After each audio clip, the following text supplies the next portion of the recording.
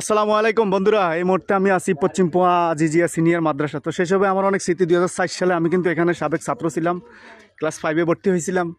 তো আজকে এই পথ দিয়ে যাইতেছিলাম, হঠাৎ করে আবার এই মাদ্রাসাটা দেখে আমার অতীতের কথা মনে পড়লো। তো এই মুহূর্তে আছি আমি পশ্চিম পোয়া, এটাকে এক নামে সবাই ছিটু ব্যাপারীর মাদ্রাসা নামে চিনে, আমরাও তখন এই নামেই চিনতাম।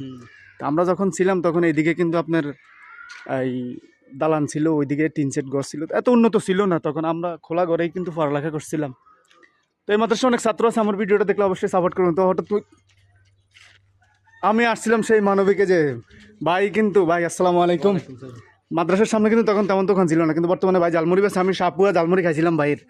তো অনেক সুস্বাদু এবং একবারে মানে পরিষ্কার পরিচ্ছন্নভাবে কিন্তু বিক্রি করতেছে। সর্বনিম্ন কয় টাকার বেছেন ভাই? 10 টাকা। 10 টাকার। কয় মুঠ মুড়ি দেন? 3 মুঠ।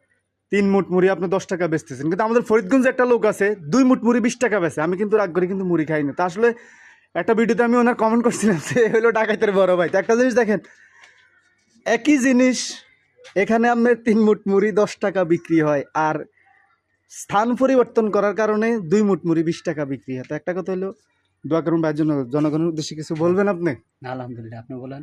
আপনি মানবিক লোক, তো সাপোর্ট করবেন যারা ভাইয়ের মুড়ি খাইতে চান। প্রায় সময় সাপুয়া বা পাঁচচরের এই যে খালপাড়ে এখানে বসে, দিনের বেলা সম্ভবত এই মাদ্রাসার সামনে বসেন নাকি? আপনার বাসা কোন জায়গায়? চরমপুর। চরমপুরে বাসা, ওই যে ভাইরাল সেই সিঙ্গারা ওইখানে? ঠিক আছে ঠিক আছে, ভাই কিন্তু চরমপুরের লোক। ধন্যবাদ, সবাই ভালো থাকবেন, ভিডিওটা সাপোর্ট করবেন। আর ভাইয়েরে ফাইতে হলে চিঠি ফেব্রুয়ারি মাদ্রাসার কাছে আসবেন এখানে। ওকে।